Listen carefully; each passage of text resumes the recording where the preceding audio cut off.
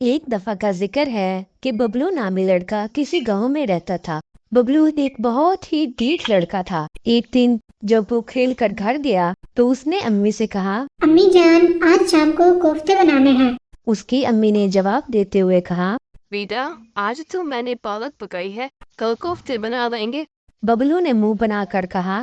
रोज शलगम पालक मूली पकाकर बैठ जाती हैं, जब पूछो सब्जियां बनाई होती हैं।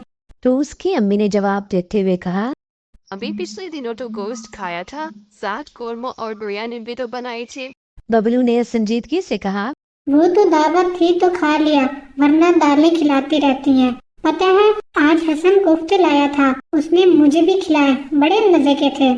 इतने में उनकी पड़ोसन भी वहां पहुंच गई तो वो बबलू की बातें सुनकर मुस्कुराने लगी। उसकी अम्मी ने उसे कहा। भाई वो ला सकता है, उसके अब्बू की दुकान है, तुम्हारे अब्बू तो फैक्ट्री मुलाजिम है।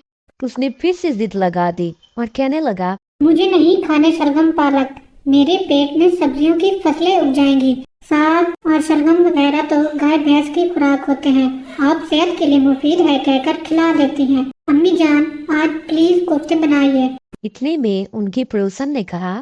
अच्छा भाई बबलू, आज शाम को शामी कबाब बना रही हूँ, तुम मेरे घर से ले आना।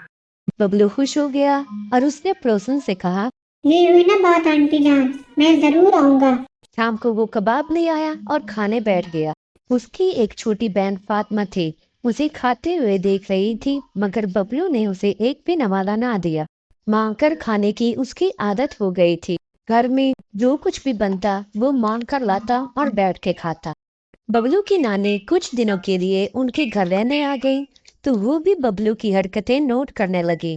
उन्होंने उसे समझाने का फैसला कर लिया। एक दिन फातिमा और बबलू नानी अम्मा के पास कहानी सुनने के लिए बैठे। बबलू ने कहा। नानी अम्मा, आज आप हमें कोई कहानी सुनाएं। तो नानी अम्मा ने कहानी सुनानी शुरू कर दी। एक जंगल में एक शेर रहता था। वो जब शिकार करता तो वो गोश्त खाकर हड्डियां बचा देता। उसकी बची हड्डियां लोमड़ी और गीदड़ वगैरह आकर खा जाते। बबलू ने फौरन से बात काटते हुए जवाब दिया। छी छी, शेर की छोड़ी हड्डियां खाना कौन सी अच्छी बात है, इन्हें खुद शिकार करके खाना चाहिए। नानी ने उसे कहा। बेटा, ये लोमड़ी और गीदड़ खुद शिकार करके नहीं खाते, दूसरों की बची हुई हड्डियां खाते हैं। फातिमा ने जल्दी से कहा। नानी जान, इसका मतलब है कि गीदड़ और बबलू भाई में कोई फर्क नहीं है, इन दोनों की हरकतें एक जैसी हैं। बबलू ने फौरन जवाब देते हुए कहा। क्या मतलब है तुम्हारा? इसकी नानी ने उसे समझाते हुए कहा।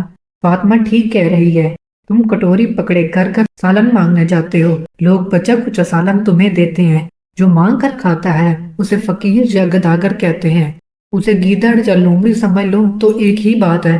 फातिमा ने बबलू से कहा। भाई, अब आप रोज दूसरों से खाना मांगने जाना, बिल्कुल गीदड़ की तरह। बबलू ने जोर से कहा। क्या? आज के बाद मैं शेर बनना पसंद करूंगा, किसी के घर से मांगकर हरगिज नहीं लाऊंगा। नानी अम्मा, आपने मेरी आंखें खोल दी हैं। बबलू के लहजे में सच्चाई नजर आ रही थी। नानी जान खुश थी कि उन्होंने बबलू को सीधा रास्ता दिखा दिया।